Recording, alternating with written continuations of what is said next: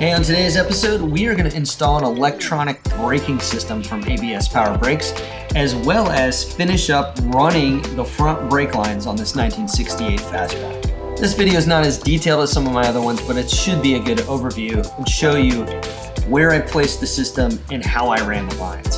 So how about tuning in, checking it out, and following along.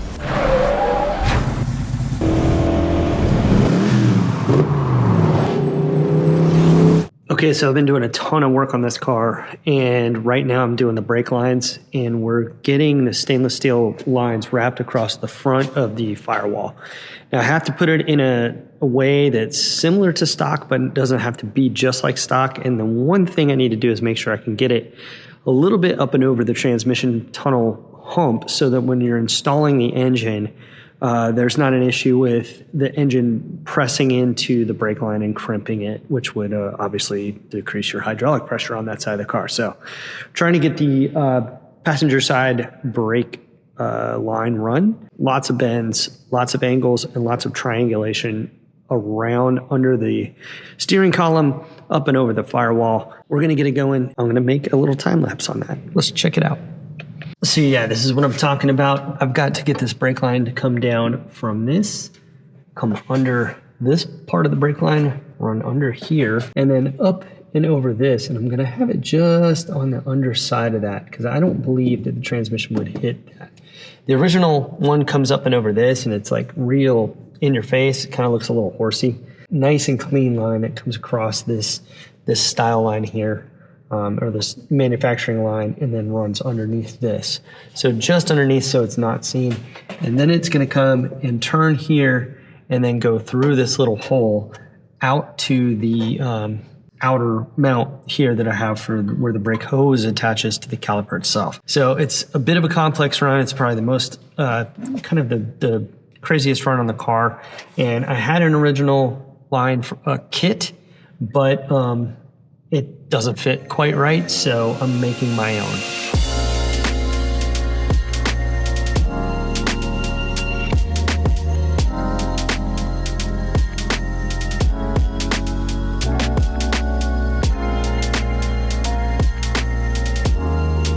So that was a total pain in the ass, but I got it done.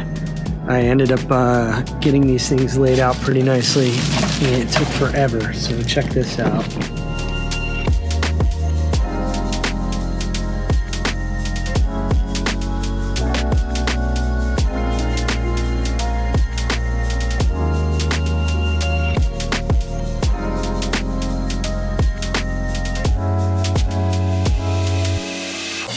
Not bad, not bad, not bad. It's like up under here. So I was able to get it run up and over, which is pretty cool. Got it laid out in here, which is also a pain in the ass. And then I got it to come around here and go out. Kind of one of the original brake line holes. Actually, it's not a brake line hole. It was just another pass-through for wiring or something. At any rate, that's a stock hole. I was able to run the brake line out. I have not gotten it tied up into the wheel well yet, and all this is still a little loose. We'll have it tightened up in no time, but I'm probably going to take it back out and maybe do a little not Line X, but Rhino liner on the outside of the fender aprons just to help with like sound deadening from rocks kicking up and stuff like that. Right now, I am going to get up in here and work on running the pressure return line from outside here. If you can see, there's a little peephole right here where one of these pass-throughs was welded up. There's another one right there as well. That might be where I drill through. I'm gonna see on the other side if that hole looks good, because there's a feed side here. But really, I want to route this rear port straight out so that it goes directly to my my reservoir, which is over here. There's this hydraulic accumulator deal. This builds pressure. The pressure comes out here and it goes into that unit. And you can see there's a couple little original holes. That's the one at the top that's just a little too close to where the proportioning valve goes. And there's another one over here. So I'm going to just see if I can kind of run this thing up in that way, which should be nice. And then there's also a low pressure return right here, which I'll need to bring down and also drill a pass through. So at any rate, that's the next step on this monster. So what I did here was I stepped this hole out to the size of the original brake line hole, which is that. This little grommet can go in there and seal around the 3/16 line. And then I need to find another hole to let the return hose come through. So I'm going to size this up again.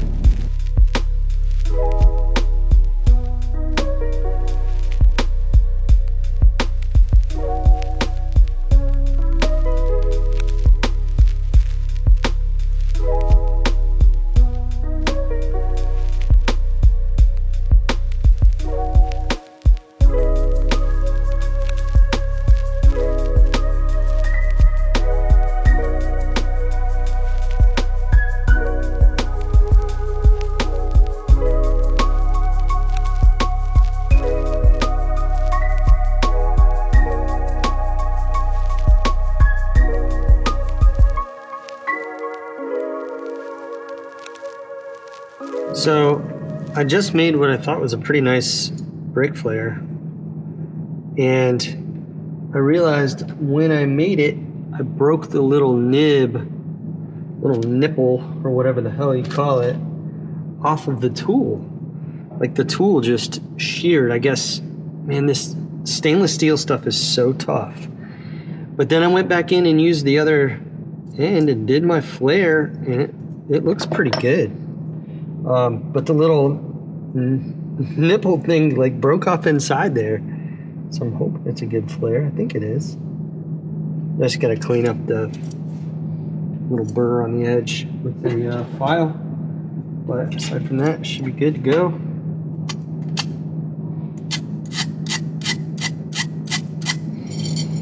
Just make sure I got a good point in there after I got the thing out.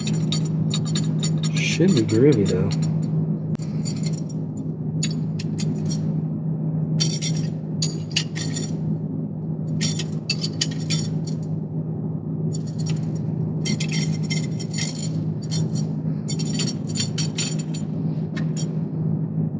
That looks good.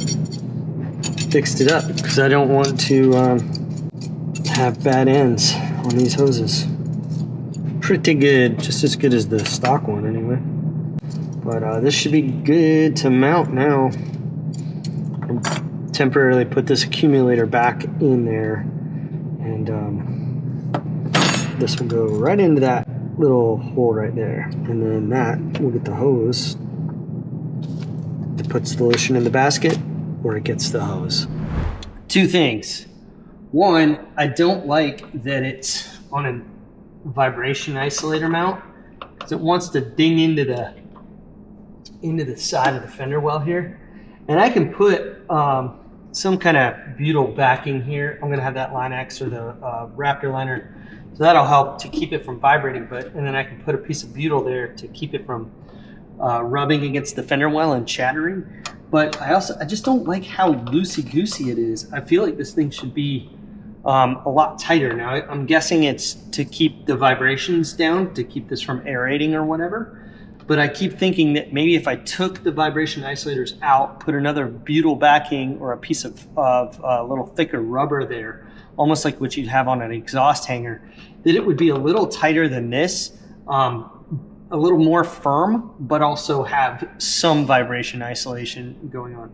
Number two, the second thing here, I don't know if you can see this, but basically, the tire full lock is out here. And this is at full extension down of the suspension travel. So the only thing I'm slightly concerned about is ride height when this tire travels up.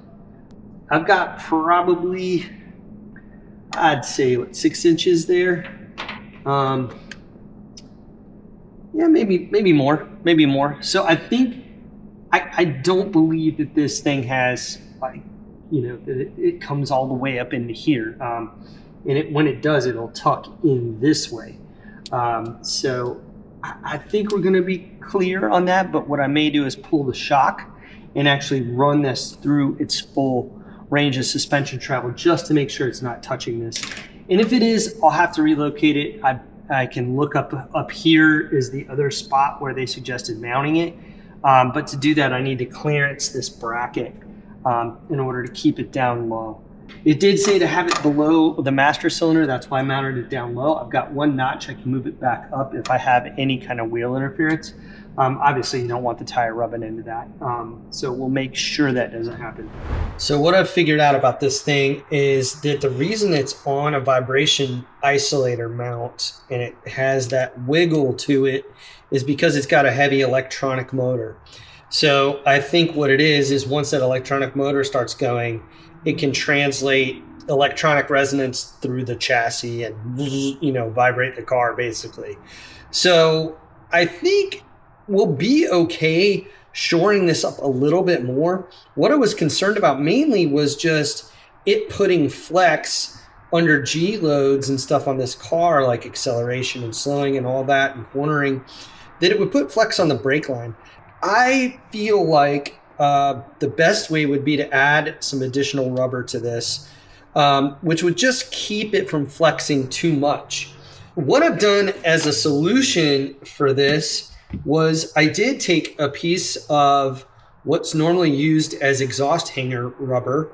So I drilled that out to fit these rubber isolators, and we're going to push that on over the little rubber isolators.